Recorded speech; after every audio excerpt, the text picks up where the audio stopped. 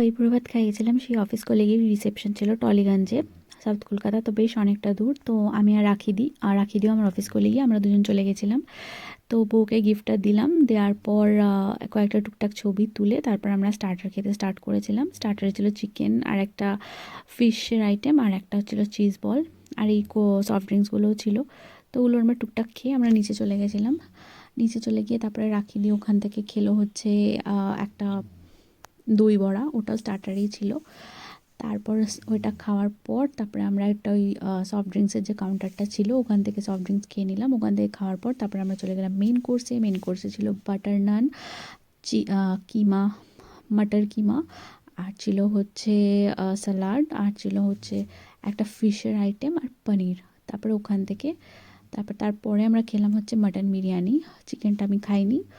আর তারপরে ছিল হচ্ছে মিষ্টিতে ছিল হচ্ছে চাটনি, পাঁপড়, আর একটা গোলাপজাম, আর ছিল সুফলে। ব্যাস। তারপর খেয়ে নিলাম হচ্ছে পান।